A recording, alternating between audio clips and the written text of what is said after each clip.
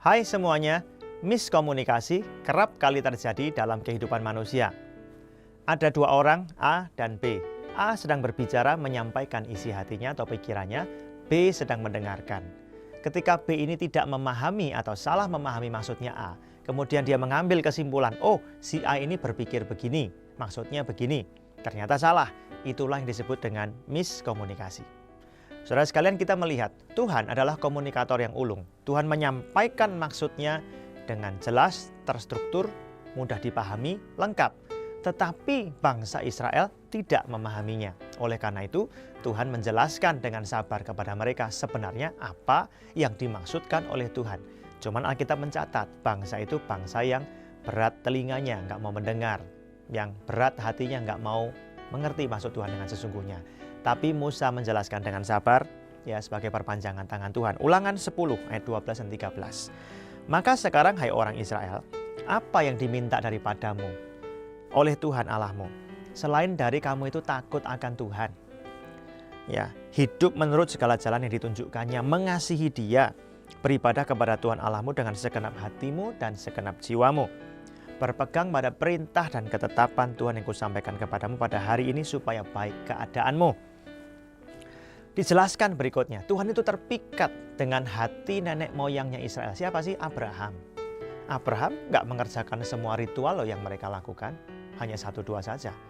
Tetapi yang dimaksudkan oleh Tuhan dan Musa di sini adalah kalian bangsa Israel jangan pernah berpikir, jangan salah memahami, jangan miskomunikasi bahwa yang dikehendaki Tuhan itu aneka macam ritualnya ini.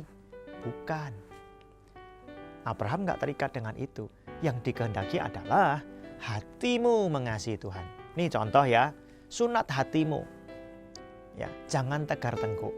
Yang dikehendaki Tuhan itu bukan sunat jasmani, tapi sunat hati. Sudah dijelaskan di sini. Apa sih maksudnya?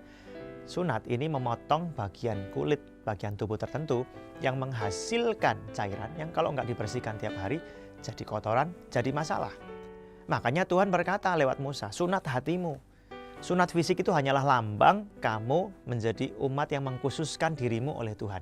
Fungsinya di situ. Tapi yang dikehendaki Tuhan itu adalah lewat sunat fisik tadi, sunat hatimu. Bagian-bagian yang kotor, watak-watak yang jelek itu dibuang dari hidupmu. Kamu kasihi Tuhan, kamu hormati Tuhan dengan sungguh-sungguh. Ini yang dikehendaki oleh Tuhan. Jadi ingat ya, bukan ritualnya, tetapi perubahan hidupnya yang dikehendaki oleh Tuhan. Di balik semua ritual itu. Nah, miskomunikasi ini kerap terjadi dalam kehidupan kita sehari-hari.